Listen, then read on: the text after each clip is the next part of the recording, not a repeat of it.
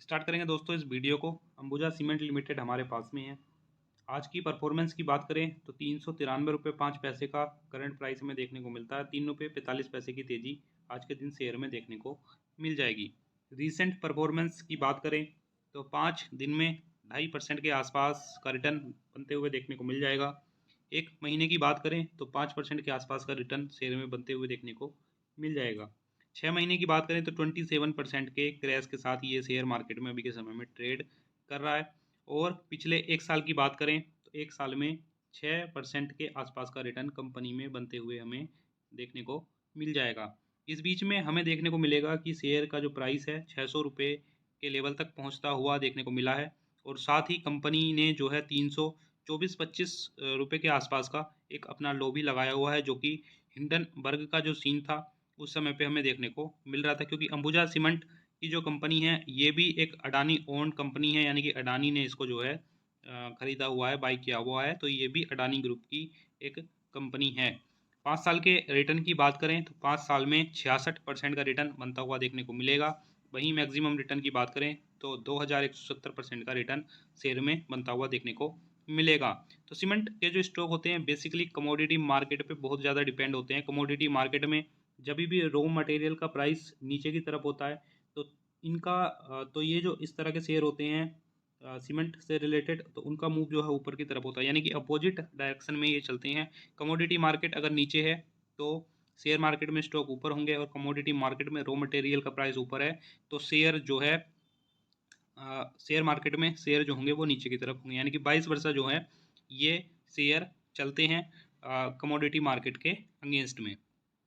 तो ये recent performance की बात हुई, शेयर के परफॉर्मेंस की बात हुई। सीधे चलते हैं Q4 के जो नंबर्स हैं उनको डिस्कस करते हैं।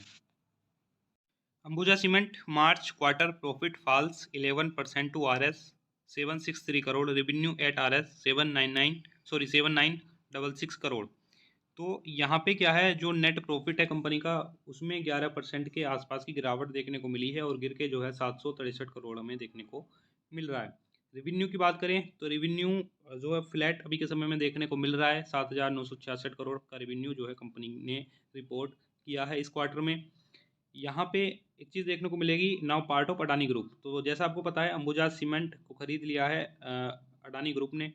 और यहाँ पे क्या है, पिछले साल जो प्रॉफिट देखने को मिल रहा था कंपनी का वो हमें देखने को मिल रहा था 856 करोड़ का जनवरी से मार्च के क्वार्टर में।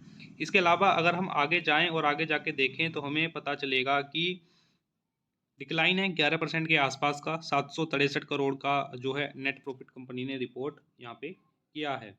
उसके अलावा 856 करोड़ में पिछले साल कंपनी का नेट प्रॉफिट देखने को मिल रहा था। रेवेन्यू की बात करें तो रेवेन्यू फ्लैट है। फ्लैट इसलिए है क्योंकि अभी के समय में जो रेवेन्यू है वो हमें देखने को मिल रहा है 7,966 करोड़ के आसपास, जो कि 7,900 करोड़ में पिछले साल देखने को मिल रहा था। अब इसमें जो नंबर्स इंक्लूडेड हैं ACC सीमेंट, यानी कि ACC लिमिटेड जो है कंपनी, उसकी 51% हिस्सेदारी स्टेक जो है वो अंबुजा सीमेंट के पास में है। तो ACC के भी नंबर्स जो हैं अंबुजा सीमेंट के नंबर्स में इंक्लूडेड हैं, क्योंकि ये कंसोलिडेटेड नंबर्स जो हैं हम आपको दिखा रहे हैं। टोटल एक्सपेंस की बात करें तो एक्सपेंस जो है 7,118 करोड़ के आसपास का रहा है। एक्सपेंस में बढ़ोतरी हुई है क्योंकि कमोडिटी मार्केट में रॉ मटेरियल के प्राइस जो थे वो थोड़े ऊंचे थे, चढ़े हुए थे, उस वजह से जो है एक्सपेंस में यहाँ पे बढ़ोतरी हुई है। पिछले साल जो एक्सपेंस रहा था 6,813 करोड़ के आसपास का रहा था। अब कंसोलिडेटेड रेवेन्यू जो था वो यहाँ पे बढ़ा है 3.25% मार्च क्वार्टर में, जो कि बढ़ के हो गया है 8,250 करोड़ के आसपास। स्टैंड अलोन बेसिस पे अगर देखें तो इंक्रीज है नेट प्रॉफिट में 1.61% का, यानी कि 502 करोड़ का यहाँ पे हमें नेट प्रॉफिट देखने को मिल रहा है इंक्रीज के साथ में 1.61% के, जो कि 494 करोड़ हमें पिछले साल देखने को मिल रहा था।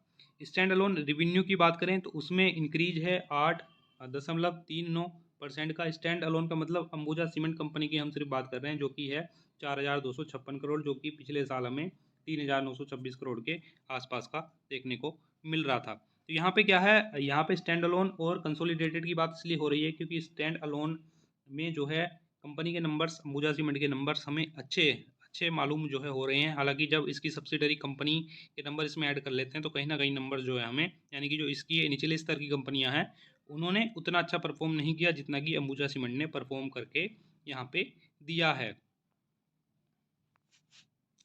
The growth in revenue is despite the adverse impact on volumes from halting of operation at the Himachal Pradesh plant for 50 days। तो यहाँ पे ये कहना चाह रहे हैं कि 50 दिन तक हिमाचल प्रदेश का जो प्लांट था वो बंद रहने के बाद भी जो है स्ट्रॉन्ग रेवेन्यू ग्रोथ जो है हमने अपने इस क्वार्टर में जो है प्रोवाइड कराई है। जो मार्च क्वार्टर में कॉस्ट है, cost was reduced by Rs 228 per metric ton and expected to further reduce on cost optimization and leverage synergies from adjacency business of the group it added।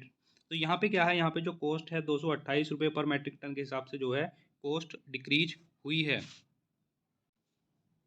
उसके आगे यहाँ पे अगर पूरे साल का, पूरे फाइनेंशियल ईयर का अगर हम रिवेन्यू देखें तो एक चीज़ यहाँ पे देखने को मिलेगी, 15 मंथ का ये रिवेन्यू दिखा रहे हैं। 15 मंथ का रिवेन्यू इसलिए दिखा रहे हैं क्योंकि इन्होंने अपना फाइनेंशियल ईयर जो है वो चेंज किया है। और चेंज कहाँ से कहाँ किया है, पहले इनका जो फाइनेंशियल ईयर खत्म होता था वो दिसंबर में खत्म हो जाता था, अभी अपना फाइनेंशियल ईयर जो है मार्च में ख़त्म कर रहे हैं। तो आप जनवरी से दिसंबर के 4 क्वार्टर लगा लीजिए और जनवरी से मार्च तक का क्वार्टर 5 लगा लीजिए, इसलिए जो है 15 मंथ के नंबर ये यहाँ पे जो है अभी के समय में हमें देखने को मिल रहे हैं। तो ये जो फाइनेंशियल नंबर्स हैं, ये जो ये 30,937 करोड़ का रेवेन्यू पूरे साल जनरेट किया है कंपनी ने।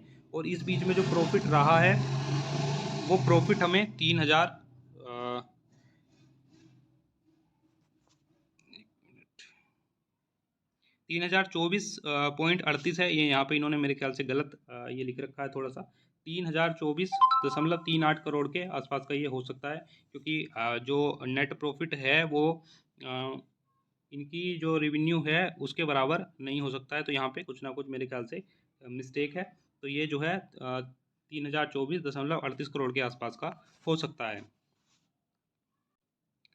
इसके साथ ही कंपनी ने जो भी इन्वेस्टर हैं उनको जो है 125% के अराउंड जो है डिविडेंड देने की जो है रिकमेंडेशन दी है, जो कि ₹2.5 पर शेयर के हिसाब से होता है। यानी कि आपके पास 10 शेयर हैं तो 10 शेयर के हिसाब से पर शेयर आपको जो है ₹2.5 का डिविडेंड जो है कंपनी की तरफ से दिया जाएगा।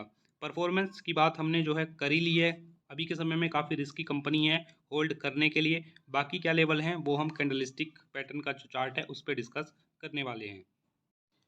तो कैंडलस्टिक पैटर्न में अंबुजा सीमेंट के चार्ट को देखें तो पता चलेगा कि 312 रुपये का लो लगाने के बाद, लो लगाने का मतलब ये है कि 50% तक शेयर जो है क्रैश हो चुका था पूरा, जब हिंडनबर्ग का सीन हुआ था।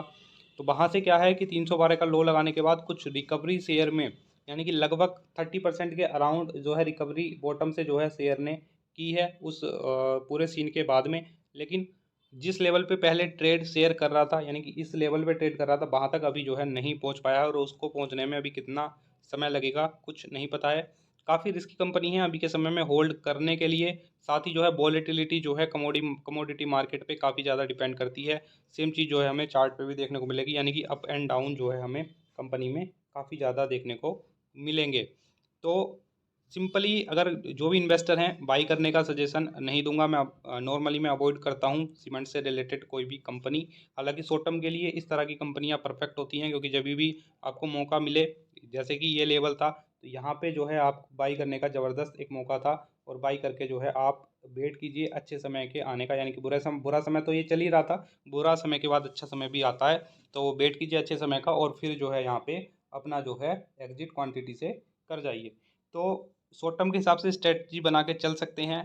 हालांकि रिस्क लेना चाहते हैं तो लेवल काफ़ी अच्छा है और ऊपर जाने की पूरी पूरी संभावना हो सकती है जब भी कोई पॉजिटिव न्यूज़ कंपनी से रिलेटेड आती है, क्योंकि अभी तक तो कंपनी में निगेटिव न्यूज़ ही आ रही हैं। और ऐसे लेवल पे बाइंग करने का अच्छा मौका ये होता है कि शेयर किसी वजह से चलता है, ऊपर की तरफ जाता है, तो आपके अच्छे खासे रिटर्न जो है बनते हुए हमें शेयर में देखने को मिल सकते हैं। सिंपली जो इन्वेस्टर हैं होल्ड करके चल सकते हैं। साथ ही जो है क्वांटिटी अगर बढ़ानी है, रिस्क लेना चाहते हैं तो क्वांटिटी को ऐड कर सकते हैं अगर ऊपर के लेवल पे बाइंग की हुई है। और नए इन्वेस्टर मेरे ख्याल से जो अभी न्यू हैं शेयर मार्केट में, वो अवॉइड कर सकते हैं इस तरह की रिस्की कंपनियां। हालांकि जो रिस्क लवर हैं वो कंपनी में चाहे तो जा सकते हैं अगर उनको कंपनी में ट्रेड करना पसंद है।